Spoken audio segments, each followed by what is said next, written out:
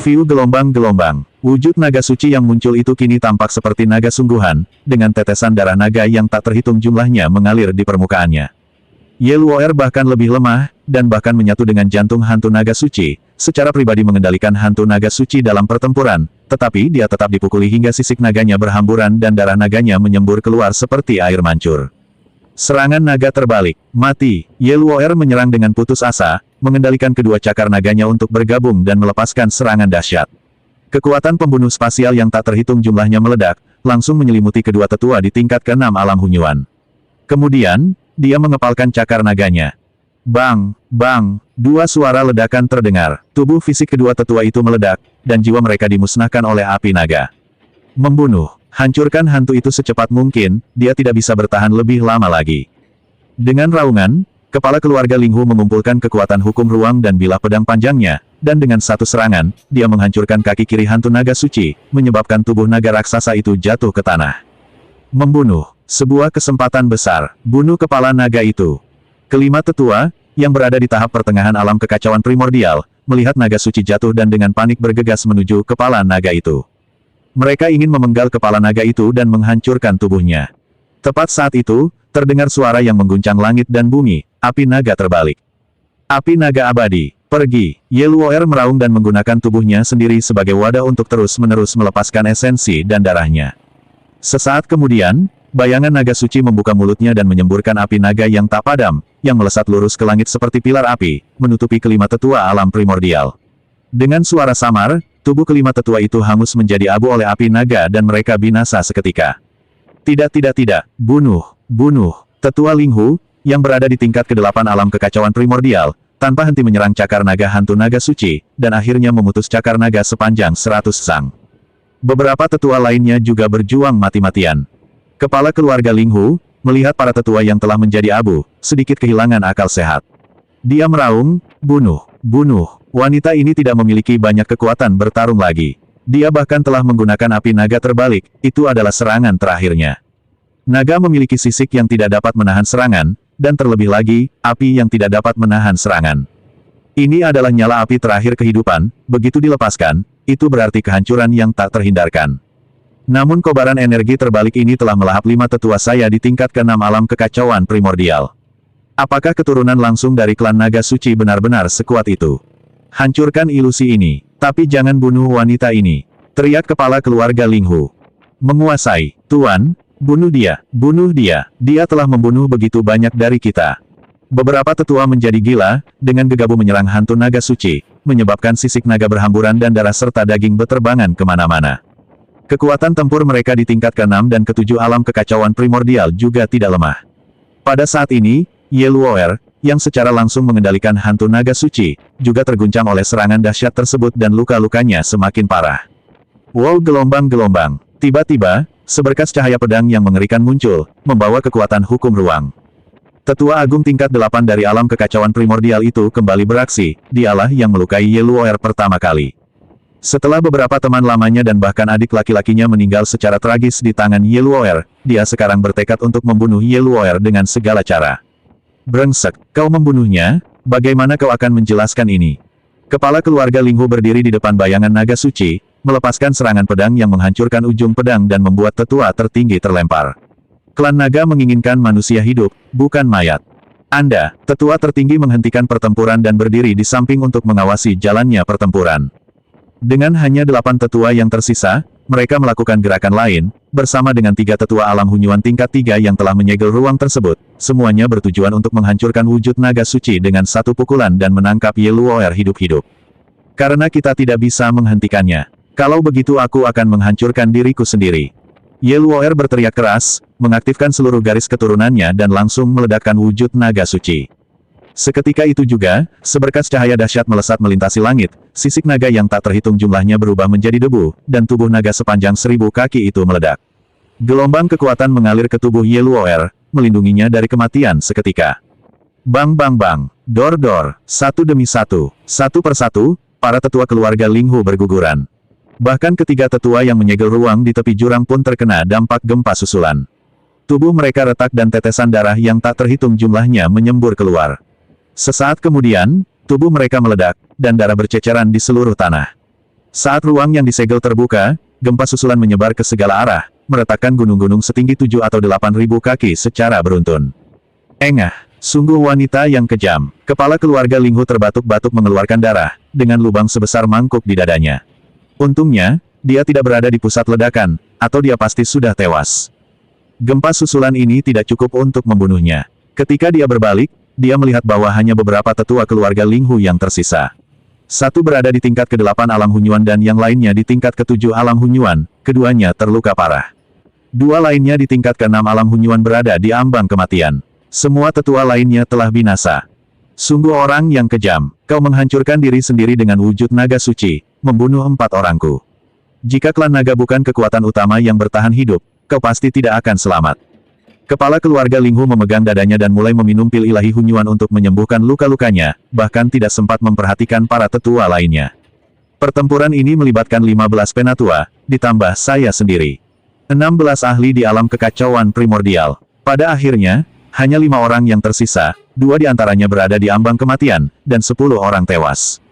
Keluarga naga suci benar-benar sesuai dengan reputasinya sebagai keluarga tingkat atas. Bahkan anggota garis keturunan langsung mereka dengan tingkat kultivasi yang lebih rendah pun tidak boleh diremehkan. Intinya adalah gadis ini benar-benar gila. Dia rela merusak kultivasinya sendiri, membakar esensi dan garis keturunannya. Apakah dia tidak ingin hidup lagi? Dan apakah dia tidak ingin melanjutkan perbaikan rantai tersebut? Dor-dor, kedua tetua yang sekarat itu tidak tahan menahan rasa sakit dan tubuh mereka meledak. Tulang mereka hancur dan fondasi hidup mereka remuk. Sekalipun mereka diselamatkan, mereka akan cacat seumur hidup, jadi mereka memutuskan untuk menghancurkan diri sendiri. Jumlah orang yang tewas, 12 orang telah tiba. Dek gelombang-gelombang, sesosok tubuh terjatuh dan terhempas ke tanah yang hangus, itu adalah Ye Luo'er. Saat ini, Ye Luo'er mengenakan pakaian compang camping, dan artefak abadi yang dimilikinya hancur berkeping-keping. Untungnya, dia tidak mati, tetapi dia terluka parah, dan kemungkinan akan sulit bagi garis keturunannya untuk diaktifkan dalam waktu singkat. Seandainya bukan karena kebutuhan untuk mengulur waktu agar Jilin bisa pergi. Ye Luo'er sebenarnya bisa saja menerobos kurungan ruang dan melarikan diri sendiri, tetapi sekarang tidak ada cara baginya untuk melarikan diri. Cedera yang dialaminya terlalu parah. Dia terlalu tidak berarti, dia hanya bisa melawan orang-orang ini dengan menyakiti tubuhnya sendiri. Wanita sialan, tetua di tingkat ke-7 alam Hunyuan mencengkeram Ye Luo'er, hendak mencabik-cabik tubuhnya, sambil meraung, dasar binatang buas. Kau telah membunuh begitu banyak saudaraku. Karena keluarga Long menginginkan orang-orang tetap hidup, aku tidak akan membunuhmu. Tapi aku juga akan menyiksamu. Wow, aura pedang spasial melesat dan langsung menghantam tetua itu. Dengan suara dentuman keras, tubuh fisik tetua itu meledak, dan jiwanya pun musnah. Orang yang bertindak adalah kepala keluarga Linghu. Dia menatap dingin orang lain itu dan berkata, jangan sentuh dia. Keluarga Long menginginkan orang yang masih hidup, tetapi wanita ini masih perawan. Sangat mungkin keluarga Long akan menggunakannya sebagai tungku untuk menguras esensi yin-nya dan meningkatkan kekuatan mereka. Oleh karena itu, kita bahkan tidak boleh mempertimbangkan untuk menyakitinya. Mengerti, seorang tetua melangkah maju, melirik Ye Luo'er, dan berkata, Patriark, Linghu Jian tadi sedang mencari kematian. Apakah dia bahkan tidak tahu siapa yang menginginkan wanita ini? Jika sesuatu terjadi pada wanita ini, itu akan menjadi bencana bagi seluruh klan kita. Mari kita serahkan dia kepada kepala keluarga Long. Hanya kepala keluarga Long yang dapat menikmati kecantikan dan sosoknya yang anggun. Baiklah, kepala keluarga Linghu mengangguk, lalu mengeluarkan jubah panjang dan melemparkannya ke Ye Luo'er. Menangkapmu, dan sebagai imbalannya, artefak ilahi penggabung Dao, bahkan kerugian terbesar bagi keluarga Linghu pun dapat dikompensasi. Artefak ilahi untuk mencapai integrasi Dao. Dengan artefak penggabungan Dao, seseorang dapat memasuki alam penggabungan Dao. Satu ahli alam penggabungan Dao lebih unggul daripada 20 atau 30 ahli alam primordial. Menangkap Ye Luo'er hidup-hidup, meskipun harus mengorbankan 13 ahli di alam Hunyuan, adalah hal yang sepadan. Hosh gelombang-gelombang. Jubah abadi itu bersinar terang dan secara otomatis terpasang di tubuh Ye Luo'er. Pada saat yang sama, beberapa rantai besi muncul, menyegel darah dan kekuatan jiwa Ye Luo'er. Kepala keluarga Linghu mengeluarkan sangkar lain, melemparkan Ye Luo'er ke dalamnya, dan berkata, ayo pergi. Artefak surgawi, artefak magis yang mampu menyimpan manusia hidup. Cincin Qiankun tidak dapat menyimpan manusia hidup. Dalam sekejap, kepala keluarga Linghu dan tetua itu secara bersamaan terbang ke udara. Sementara itu, tampak deretan pegunungan di kejauhan. Jilin menatap kedua sosok di langit, mendengar ledakan itu lagi, dan merasakan kehadiran Ye Luo'er. Dalam sekejap, dia mengerti apa yang sedang terjadi. Saudari Luo'er, jangan khawatir, aku akan mencari kakak Ye dan datang untuk menyelamatkanmu. Tunggu aku akan segera menemukan saudara Ye. Percayalah, aku bisa melakukannya. Seketika itu juga, dia menggunakan kekuatan yang tersisa di tubuh Ye Luo'er untuk melangkah ke tingkat pertama alam kaisar dan menuju ke tanah Qiankun. Perjalanan itu menempuh lebih dari 200.000 kilometer, melewati berbagai sekte dan binatang buas surgawi yang tak terhitung jumlahnya, penuh dengan bahaya yang sangat besar. Tetapi apapun bahaya yang dihadapinya, Jilin akan terus maju. Inilah satu-satunya kesempatan. Karena Jilin tidak memiliki token komunikasi untuk menghubungi Ye Chen, dia tidak punya pilihan selain berjalan kaki ke sana. Karena tidak bisa terbang dan takut menghubungi siapapun karena khawatir akan bahaya, mereka dengan hati-hati menempuh jarak 250.000 kilometer untuk menemukan Ye Chen. Kesulitan seperti ini sebanding dengan perjalanan ke barat, Ani, bahkan lebih sulit lagi. Tang Sanzang memiliki setidaknya 3 murid. Jilin sendirian, bahkan jika dia bertemu seseorang secara kebetulan, orang itu pasti lebih kuat darinya. Sulit membayangkan betapa berbahaya dan sulitnya perjalanannya untuk menemukan Ye Chen. Negeri surga dan bumi. Di lembah Gunung Wanshan, di arena nomor 1, Mu Feng dan Ye Chen terlibat dalam pertarungan sengit. Ye Chen tentu saja tidak menyadari bahwa Jilin dan Ye Luo'er telah tiba di sini. Seandainya dia tahu, meskipun dia tidak cukup kuat, dia pasti akan mengerahkan segala upaya untuk membantu mereka. Pada saat itu, tak seorang pun yang hadir menduga bahwa seorang kultivator alam kaisar tingkat 9 dan seorang kultivator alam ilahi tingkat 9 akan terlibat dalam pertempuran sengit dan seimbang. Pemandangan ini memicu decak takjub dan kekaguman dari ratusan ribu orang di sekitarnya. Ye Xitian memang sangat kuat. Dia memang seorang jenius, bertarung di wilayah yang luas tanpa pernah dikalahkan sedikitpun. Jika Ye Xitian mencapai tingkat ke-9 alam ilahi, bukankah dia akan mampu mengalahkan Mu Feng dengan mudah? Tapi bukankah Ye Xitian terlalu terburu-buru? Alam Kaisar, surga ke-9. Tingkat kultivasinya benar-benar terlalu rendah. Bahkan jika dia bisa melampaui levelnya dan memiliki kartu truf, dia tetap tidak sebaik Mu Feng, Tuan Muda Sekte Pedang Emas. Mu Feng memiliki seluruh Sekte Pedang Emas di belakangnya, dan banyak tetua alam kekacauan primordial yang mendukungnya. Apa yang ada di balik Ye Xitian? Apakah itu Bei Gongxiu? Singkatnya, dia adalah guru dari Bei Gongxiu. Terus terang saja, dia hanyalah seorang selir laki-laki, seorang pria tampan dengan kemampuan khusus. Bei Gongxiu akan turun tangan untuknya, tetapi keluarga Bei Gong tidak akan pernah melakukannya. Hari ini, Ye Xitian ditakdirkan untuk mati. Tidak ada yang bisa menyelamatkannya, bahkan Bei Gongxiu atau Zheng Tua sekalipun. Ini situasi yang sangat sulit untuk diselesaikan. Zheng Tua, menurutmu apakah guru bisa menang? Bei Gongxiu bersandar di pagar, dagunya bertumpu pada kedua tangannya, ekspresinya sedikit khawatir. Guru dan Mu Feng bertarung sengit, tetapi tak satu pun dari mereka menggunakan kartu andalan mereka. Guru tidak menggunakan kartu andalan apapun untuk meningkatkan kekuatannya, dan Mu Feng tidak menggunakan harta karun apapun yang bisa dia dapatkan. Pernah digunakan sekali. Master mungkin bukan tandingan mereka. Kamu harus menyelamatkannya. Pelayan tua ini akan melakukan yang terbaik. Tatapan Zhengbo tertuju pada para tetua Aula Bangau Terbang dan Sekte Pedang Emas. Dia menghela napas dalam hati dan berkata, kesulitan yang dialami Ye Xitian saat ini juga disebabkan oleh kita. Jika pelayan tua ini menangani semuanya dengan lebih hati-hati, dia tidak akan dibenci oleh seluruh Sekte Pedang Emas. Sekarang, dia telah membunuh Wang Peng. Jika kita dikalahkan oleh Mu Feng dan ingin tetap hidup, Chen Tian dan Mu Suyuan tidak akan mengizinkannya. Untuk saat ini aku bisa menahannya, untungnya, dia tidak membunuh Biksu Nianxin dan Kuang Bai lagi. Di mata Zhengbo, Ye Chen sudah kalah ketika dia menolak wujud iblis surgawi 9 nyawa yang diberikan kepadanya oleh Nona ke-7. Memang, kartu truf Ye Chen sebanding dengan tingkat ke-5 alam Raja Dewa. Namun, dia hanya berhasil melarikan diri dari tingkat ke-5 alam Raja Dewa. Namun, jika Mu Feng, yang dipenuhi kebencian dan bertekad untuk membalas dendam atas pencurian istrinya, dikalahkan begitu dia menggunakan artefak abadi primordial yang diberikan kepadanya oleh Mu Suyuan, dia akan ditakdirkan untuk kalah. Paling banter, kita hanya bisa menyelamatkan nyawa Ye Chen. Mandi di angin, jangan main-main, bunuh Ye Xitian. Mu Suyuan duduk di bangku wasit, matanya berkilat dengan cahaya tanpa ampun, mendesak Mu Feng untuk membunuh Ye Chen. Ye Chen, aib bagi Sekte Pedang Emas. Mereka harus dibunuh. Mu Feng telah bertarung melawan Ye Chen di atas panggung selama lebih dari 10 menit, dan pertandingan masih belum dimenangkan oleh siapapun.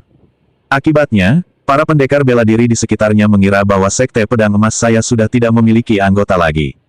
Sekarang, dengan artefak abadi primordial, aku akhirnya bisa membalas penghinaan yang kualami sebelumnya. Baik, Tetua, Ye Xitian, setelah bertarung begitu lama, kupikir aku bisa menyiksa dan membunuhmu sendiri. Aku tidak menyangka aku masih harus menggunakan artefak abadi primordial. Mu Feng mencibir dan melayangkan pukulan, untuk sementara waktu membuat Ye Chen terpental ke belakang. Kemudian dia mengeluarkan pedang panjang berwarna biru es, yang bilahnya diukir dengan rune dan formasi kuno, memancarkan kekuatan hukum spasial. Dia mengacungkan pedangnya, menunjukkannya langsung ke arah Ye Chen, dan tertawa, aku akan menggunakan artefak abadi primordial untuk membunuhmu. Kau pantas mati. Jangan mengeluh karena tidak memiliki persenjataan yang setara, pertimbangkan perbedaan status sosial kita. Aku adalah murid tertua dari sekte dalam Sekte Pedang Emas. Ayahku adalah pemimpin sekte-sekte pedang emas, sedangkan kau hanyalah anak haram rendahan dari dunia seni bela diri tingkat rendah. Dasar bajingan hina, bahkan tak layak untuk membawa sepatu murid Sekte Pedang Emasku. Hari ini aku akan membunuhmu dengan artefak abadi primordial, ini demi kehormatanmu. Sesaat kemudian, Mu Feng mengayunkan pedang panjangnya yang berwarna biru es, dan hukum spasial muncul satu demi satu. Hanya dengan lambaian lembut, aura pedang sepanjang 10 zang muncul, disertai dengan hukum spasial yang tak terhitung jumlahnya, memenjarakan Ye Chen. Hukum spasial, ia memiliki kekuatan untuk memenjarakan dan memisahkan. Kekuatan terbesar pedang panjang ini terletak pada kemampuannya untuk memenjarakan, dan pedang ini sendiri merupakan artefak abadi primordial tingkat kelima. Bertahun-tahun yang lalu, Mu Suiyuan pernah menggunakan pedangnya untuk memenjarakan seorang ahli yang sangat kuat di tingkat kelima alam Hunyuan, dan kemudian membunuhnya di tempat dengan satu tebasan pedangnya. Lihat, Mu Feng menggunakan artefak abadi kekacauan primordial. Kamu Xitian harus mati, benar-benar mati. Banyak praktisi bela diri menghela napas berulang kali. Ye Xitian juga seorang anak ajaib. Namun, mereka baru meraih ketenaran di usia yang relatif terlambat dan berasal dari dunia bela diri tingkat rendah, sehingga mereka tidak memiliki pendukung yang kuat. Selain itu, tidak ada artefak abadi primordial sebagai senjata. Jika ada, pertempuran hari ini pasti akan jauh lebih seru. Bukan berarti Ye Xitian ditakdirkan untuk dipenjara dan menunggu kematian. Namun Mu Feng berbeda, dia adalah seorang ahli bela diri dengan status luar biasa, bukan seseorang yang bisa ditantang oleh ahli bela diri dari dunia bela diri tingkat rendah. Merupakan suatu kehormatan bagi Ye Xitian untuk mati di bawah pengaruh artefak abadi primordial. Hosh, hosh, aura pedang itu bagaikan pedang surgawi yang jatuh, memiliki kekuatan yang tak tertandingi dan daya hancur yang luar biasa. Ye Chen dipenjara, tetapi dia mengerahkan seluruh darah dan ki-nya untuk secara paksa membebaskan diri dari kurungan ruang tersebut. Namun, dia menderita serangan balik dan memuntahkan seteguk darah. Dia melihat sekeliling dan mendapati bahwa arena itu sebenarnya tertutup oleh hukum ruang angkasa, dan area sekitarnya juga tertutup. Bahkan jika dia berhasil melepaskan diri dari ikatan, tidak ada tempat untuk bersembunyi dan dia hanya bisa menerima serangan. Baiklah, apa gunanya bersusah payah? Aku ingin melihat seberapa kuat sebenarnya artefak abadi primordial itu. 3 jalan muncul, 1 tombak pemusnah. Pedang pembantai, korbankan. Ye Chen meraung, dan 3 jalur besar muncul di belakangnya. Jalan pemusnahan, jalan pembantaian, dan jalan pedang abadi, masing-masing telah berubah menjadi dao agung, menjadi lebih kuat dan kokoh. Mereka hanya selangkah lagi untuk menembus dan menjadi ahli alam ilahi. Pada saat yang sama, dia melepaskan senjata Raja Ilahi tingkat 6, pedang pembunuh dewa, dan senjata Raja Ilahi tingkat 2, tombak Dewa Iblis Penghancur Jiwa. Sebuah pedang dan tombak melayang ke udara, memanfaatkan kekuatan dari 3 aliran, dan dalam sekejap, gelombang energi pun melonjak. Suara mendesing. Pedang pembunuh dewa dan tombak Dewa Iblis Penghancur Jiwa secara bersamaan menyerang aura pedang tersebut. Energi pedang, yang terdiri dari hukum-hukum spasial, meledak dengan kill brilliance yang menyilaukan pada saat benturan. Ledakan, semburan cahaya yang sangat terang meletus, dan guncangan susulan menyebar ke seluruh arena. Arena itu hancur berkeping-keping, tetapi batasan hukum ruang tetap berlaku. Saat cahaya memudar, semua orang menoleh dan melihat bahwa ujung tombak Dewa Iblis Penghancur Jiwa patah dan menancap di tanah, sementara bilah pedang pembunuh dewa retak dan tergeletak di tanah. Kedua artefak suci itu mengalami kerusakan parah. Untungnya, roh dari artefak-artefak tersebut tidak hancur, jika tidak, kedua artefak suci itu akan rusak. Saat semua orang melihat lagi, pedang panjang berwarna biru es itu menebas ringan bahu Ye Chen, dan kekuatan tak terbatas dari hukum spasial menghancurkan pakaian kasual Ye Chen, memperlihatkan fisiknya yang hampir sempurna. Tubuhmu begitu kuat, aku bahkan tak bisa menghancurkanmu. Namun, ini sangat sesuai dengan seleraku, sekarang aku bisa membantaimu. Mu Feng memperlihatkan seringai jahat, lalu menghunus pedang panjangnya yang berwarna biru es, meninju Ye Chen hingga terpental ke tepi arena. Dia dengan ringan mengelus bilah pedang yang berlumuran darah, tertawa terbahak-bahak, lumayan, lumayan. Artefak dewa primordial ini, meminum darahmu, Ye Sitian, memberiku kesenangan yang tak tertandingi. Kamu Sitian, dasar bajingan hina, berapa banyak pisau yang ingin kau ambil? 100 sayatan, 1000 sayatan, 10.000 sayatan. Jika kurang dari itu, aku tidak akan membiarkanmu mati semudah itu. Hahaha, akhirnya aku bisa menyiksa dan membunuhmu dengan tanganku sendiri. Kebencian karena istriku direbut dariku. Mu Feng meraung serak, lalu mengayunkan pedangnya, membuat Ye Chen terpental lagi. Setelah mengayunkan pedangnya 4 atau 5 kali, dia tiba-tiba tertawa terbahak-bahak, berkata, kau makhluk hina dan tercela, apakah kau mengerti perbedaan antara kita? Semua jalan menuju Roma, dan Roma adalah tempat kelahiranku. Apa kau ini, seekor semut dari dunia bela diri tingkat rendah, dibandingkan denganku? Tiba-tiba, dia teringat sesuatu dan membentak Bei Gongxiu, dan satu hal lagi. Dasar wanita tak tahu malu, aku akan menceraikanmu. Jika kau bukan putri dari kepala keluarga Bei Gong, aku akan membunuhmu. Mulai hari ini, kau perempuan rendahan, kau tidak ada hubungannya lagi denganku. Dan tuanmu yang kau sebut-sebut itu, akan kucabik-cabik sedikit demi sedikit. Mandi di angin, diam, Bei Gongxiu gemetar karena marah. Hahaha, bajingan rendahan dari dunia bela diri rendahan dan seorang pelacur adalah pasangan yang sempurna. Mu Feng jelas merasa lega saat ini, terus-menerus melepaskan amarah yang terpendam di hatinya. Adapun konsekuensi dari menyinggung keluarga Bei Gong, dia sama sekali tidak peduli. Saat itu, dia hampir menikmati penyiksaan tersebut. Ye Sitian, pernahkah kau mengalami keputusasaan? Aku sudah tahu kau akan berpartisipasi sejak awal. Aku sudah merencanakan semuanya. Aku akan menyiksamu sampai mati selangkah demi selangkah. Tapi pembunuhanmu terhadap Wang Peng mengejutkanku. Wah, seberkas energi melesat menembus udara. Ye Chen menghindar lagi, tetapi gelombang kejut yang kuat itu masih membuatnya merasa agak tidak nyaman. Perbedaan persenjataannya terlalu besar. Selain itu, Ye Chen saat ini sama sekali tidak memiliki senjata. Mu Feng melepaskan serangan energi lainnya, membuat Ye Chen tidak punya tempat untuk bersembunyi selain menerima serangan itu. Melihat ini, Mu Feng tertawa terbahak-bahak, jadi, aku telah mengubah seluruh prosesnya. Aku tidak akan mengirim siapapun untuk melemahkanmu, aku tidak akan mengirim siapapun untuk menyiksamu, aku akan membunuhmu sendiri. Untuk ini, aku memperoleh artefak abadi primordial. Untuk ini, kamu telah kalah. Kau tidak dikalahkan oleh kemampuanmu, kau dikalahkan oleh statusmu. Apakah kau mengerti, kau semut hina? Kau kalah dariku karena kau hanyalah monster dari dunia bela diri tingkat rendah. Kamu tidak memiliki artefak abadi primordial. Kamu tidak punya pendukung yang berpengaruh. Tapi aku memilikinya. Aku mendapat dukungan dari Sekte Pedang Emas. Aku mendapat dukungan dari ayah dan paman-pamanku. Oleh karena itu aku memiliki artefak abadi primordial. Karena itu, aku bisa membantaimu. Kekuatan artefak abadi primordial tak terbendung oleh siapapun yang belum mencapai alam Raja Dewa. Bahkan Ye Chen pun bukan pilihan. Tuan Zeng, selamatkan Ye Sitian. Bunuh Mu Feng untukku. Bei Gongxiu juga sangat marah. Dia segera memanggil 7 artefak abadi primordial dan mengarahkannya ke Mu Feng, siap bertarung sampai mati. Baik, Pak, ya, Zeng Bo, Wang Qi, dan yang lainnya semuanya terbang ke udara, siap untuk bergerak. Tetapi, tiba-tiba, aura kehancuran dunia membubung ke langit. Tak seorang pun menyangka bahwa sebuah tangan berwarna merah darah akan muncul begitu saja dan benar-benar menghancurkan energi pedang yang telah dilepaskan Mu Feng. Pemandangan ini benar-benar menakjubkan. Seluruh suasana menjadi sunyi senyap seperti kuburan di tengah malam. Benar-benar sunyi. Bagaimana mungkin itu terjadi? Detik berikutnya, semua orang menoleh ke arah tangan berdarah itu. Lalu Anda melihat seorang pria muda dengan sosok yang angkuh. Pemuda itu dikelilingi oleh energi iblis yang tak terhitung jumlahnya, dengan 9 naga iblis muncul di dadanya, 3 jalur besar di atas kepalanya, dan energi langit dan bumi di bawah kakinya. Meskipun pakaiannya compang camping, luka-lukanya sembuh dengan cepat. Ini Ye Chen. Saat itu, dia seperti dewa iblis di dunia. Auranya melonjak liar, pada satu titik menyaingi seorang tokoh kuat di tingkat ke-7 alam Raja Dewa, dan beberapa kali lebih kuat daripada penguasa kota Tianling sebelumnya. Tidak hanya itu, suhu di seluruh dunia tiba-tiba turun drastis.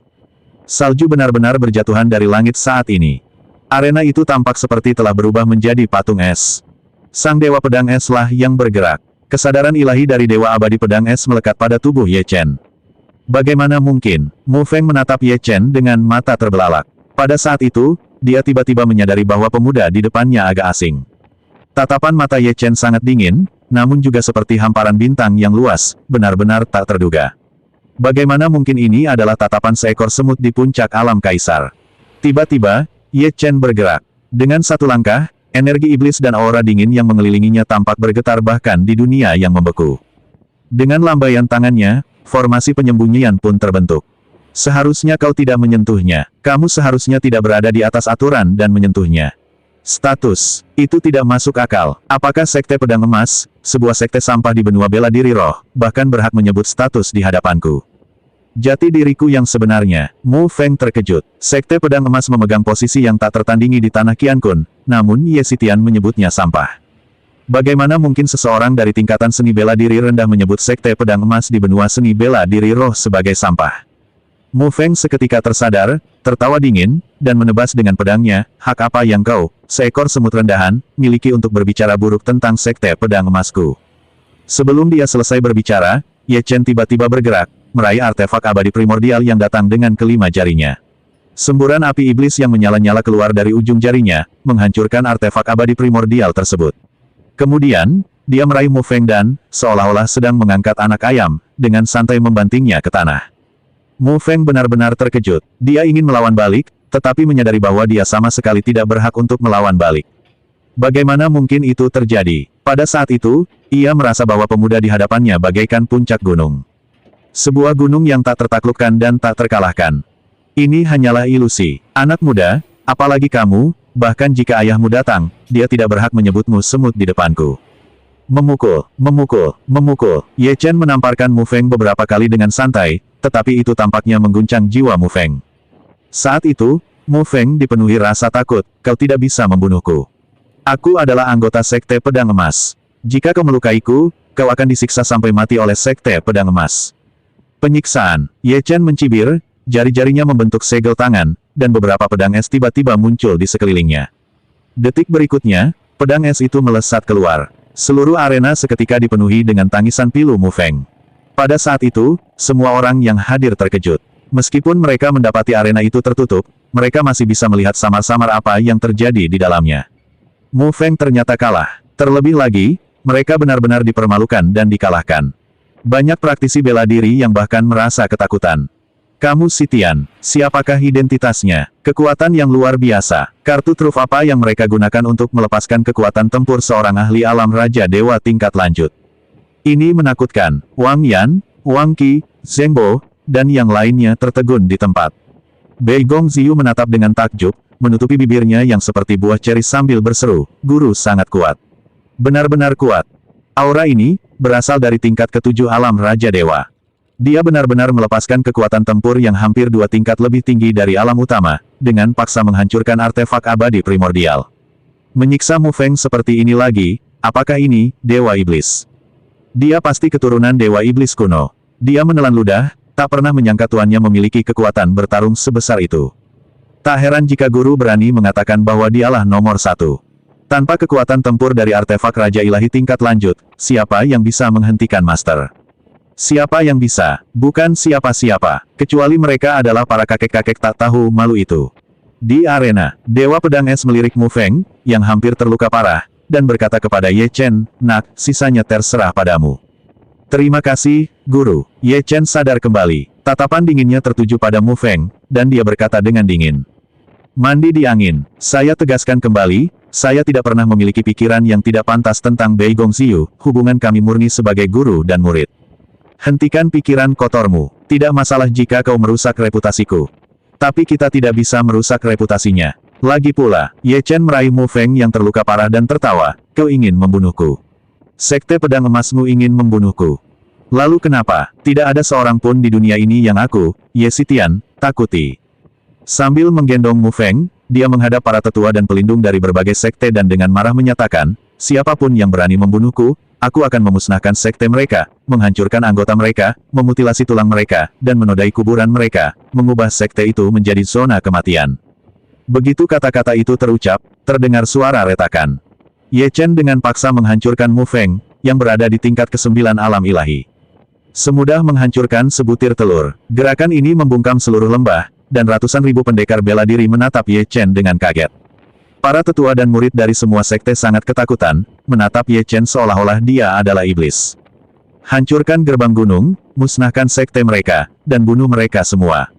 Cabut tulang-tulangnya dan hancurkan makamnya. Musnahkan sepenuhnya faksi itu. Mereka berani mengucapkan kata-kata seperti itu, apalagi kepada semua sekte dan keluarga di tanah Qiankun. Semangat seperti ini belum pernah terjadi sebelumnya.